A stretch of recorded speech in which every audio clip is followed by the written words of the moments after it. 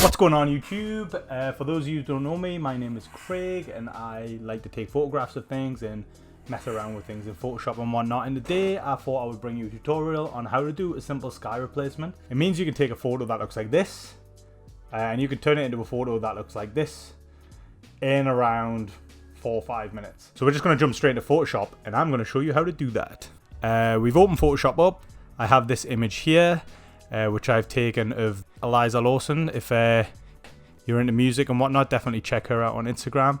And then I've got this photo here, which I've took of a sunset. Now, I really like the first photograph. I don't really like the second one because there's not much in the foreground, but I do like the sky in this one. So we're going to take the sky from that one and put it in the first one. So the first thing you're going to want to do is choose the rectangular marquee tool. And you're just going to drag across here. And then what I'm going to do is cut the sky out. Well, I'm just going to copy it.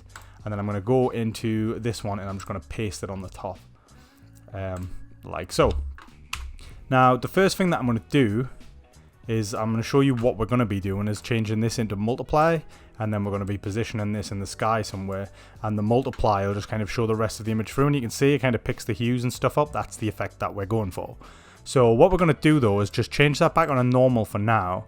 And we're going to duplicate the layer. You can just drag it down onto this new layer button. And you get the second one. We're going to take the one underneath. We're going to go to Edit, Free Transform or Command T.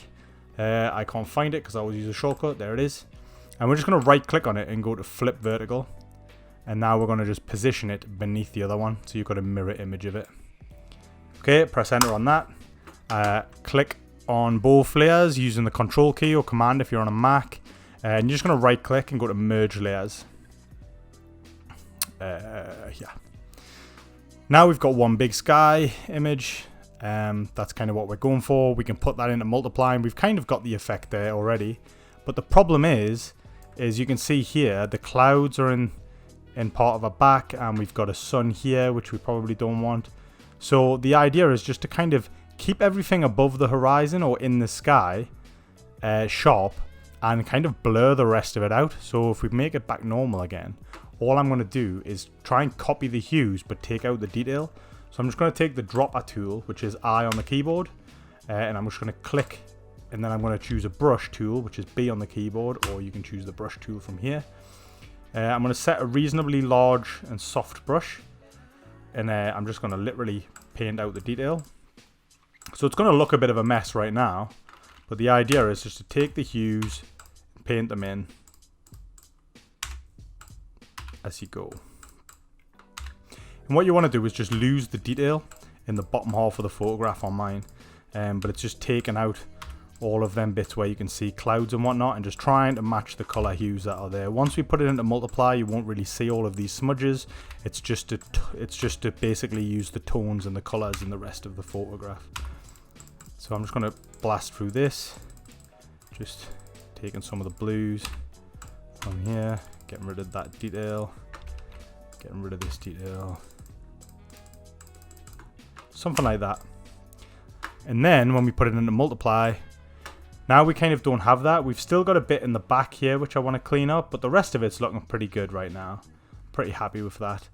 I'm just going to quickly go around and see why that's doing that. So, oh, it's actually part of our top. So I'm thinking that this is a sky bit, but it's actually part of our top, so that's fine. We'll leave that as it is.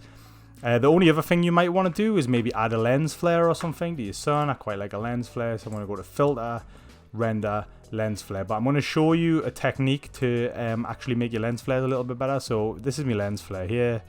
I'm just going to position that over the sun. I like the brightness to be 50. Mine's remembered that. Normally it starts on 100, which is just way over the top. So I'm just going to drop mine down to 50. And then what I'm going to do is I'm going to actually, so it's put it on, but it's put it on in the multiply layer. And the reason that we do this is because I don't know if there's a way to do it, but I can't position the sun where I need it to be if I put it on a layer of its own, because that it doesn't transpire through.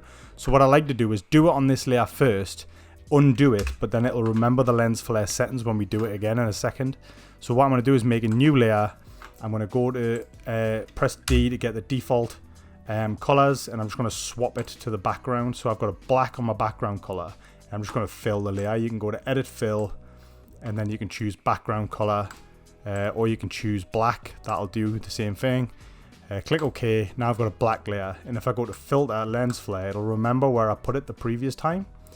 Now if we go to blend modes and put it to screen, we now have our lens flare, but it's a little bit brighter than it was before, and it means I can now position it. I'm going to choose the eraser tool, which is E on the keyboard, or it's over here. And what I'm going to do is actually just erase this bit of the lens flare, because I don't really want that bit, I just want this bit.